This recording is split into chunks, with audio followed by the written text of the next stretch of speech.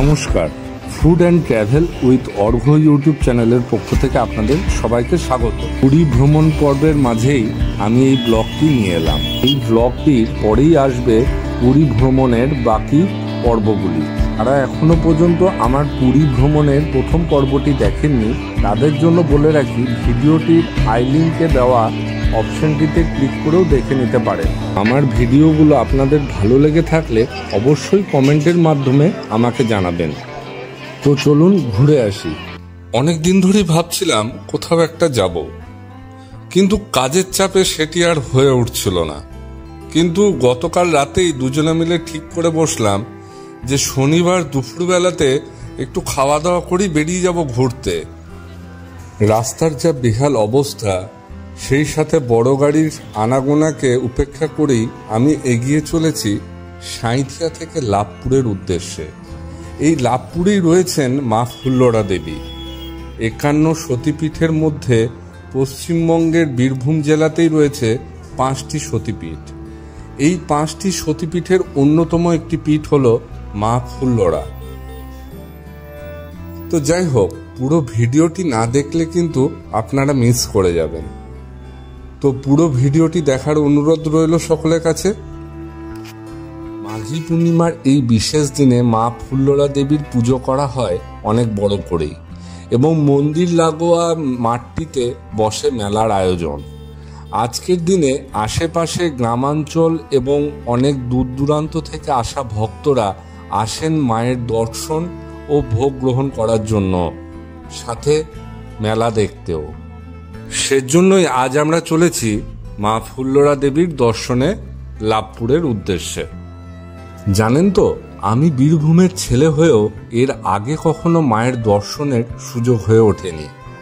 ইচ্ছে ছিল অনেক দিনেরই, কিন্তু হঠাৎ করে এই বিশেষ দিনটিতে সুযোগ হয়ে উঠল মায়ের দর্শন করার। এটাই হয়তো মায়ের ইচ্ছেই ছিল। তাই মায়ের ইচ্ছেতেই আজ আমরা পৌঁছেও গেলাম মায়ের মন্দিরে।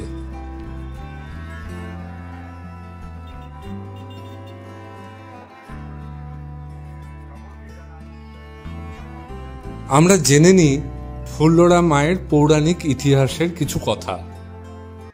সুলতান মাহমুদ গজনবীর ভারত আক্রমণের সময় একদল বেদানুসারী ব্রাহ্মণ মিথিলা মতান্তরে কৌনস থেকে বিতাড়িত হয়ে বঙ্গদেশের বর্মন রাজ হরিবর্মার কাছে আশ্রয় লাভ করেন। তাদের কয়েকজনকে দেবী ফুল্লরার পুজোর জন্য নিজ জন্মভূমি সিদ্ধলগ্রাম বা শীতলগ্রামে নিয়ে আসেন বর্মন রাজের মহাসন্ধি বিগ্রহিক ভবদেব ভট্ট।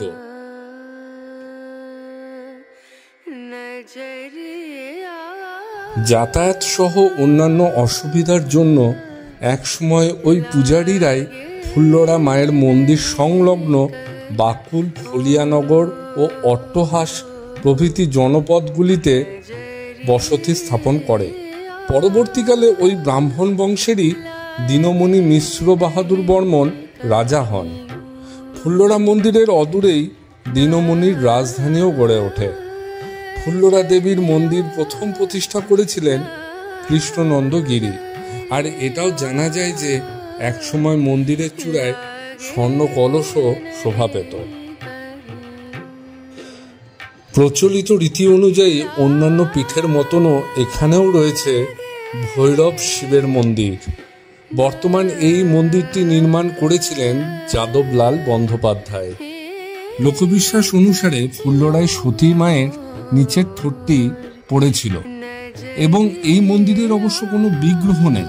সিন্দুর চর্চিত কচ্ছপাকৃত শিলাখণ্ডেই দেবী পূজিত হন এখানে।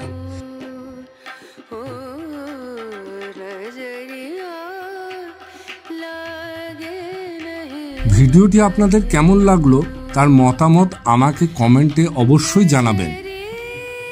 মোবাইলের যান্ত্রিক কিছু ত্রুটির জন্য আমি ভিডিওটি সঠিক সময়ে আপনাদের সামনে তুলে ধরতে পারিনি, তার জন্য আমি আপনাদের কাছে ক্ষমা প্রার্থী।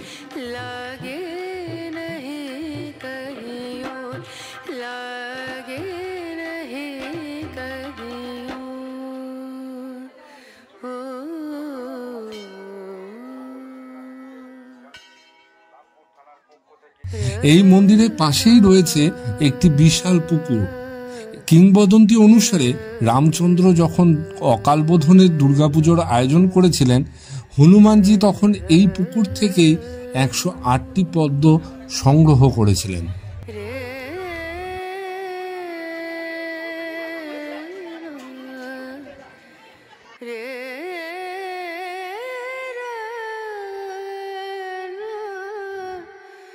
মায়ের পুজোর এই বিশেষ দিনে উপস্থিত হয়েছেন লাভপুর বিধানসভার বিধায়ক মাননীয় শ্রী অভিজিৎ সিনহা মহাশয় এবং সেই সাথে উপস্থিত রয়েছেন পশ্চিমবঙ্গের মন্ত্রী আশিস ব্যানার্জি মহাশয়।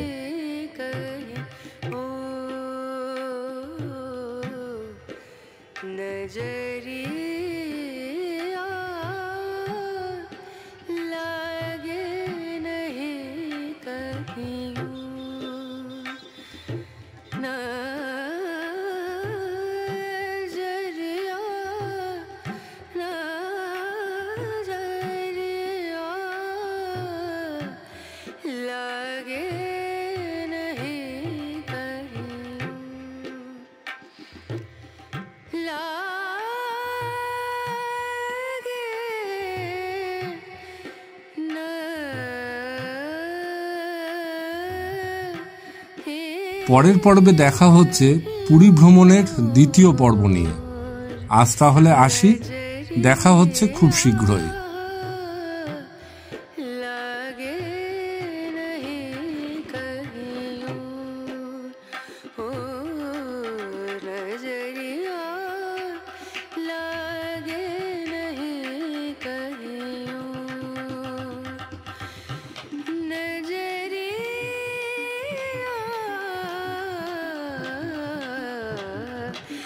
लागे नहीं कहियो, लागे नहीं कहियो, लागे नहीं कहियो।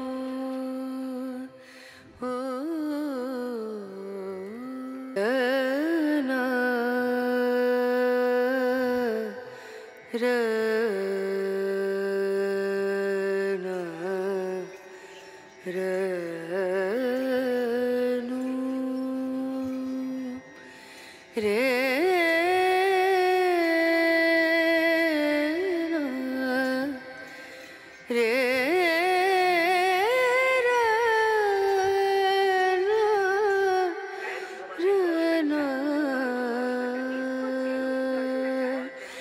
नजरिया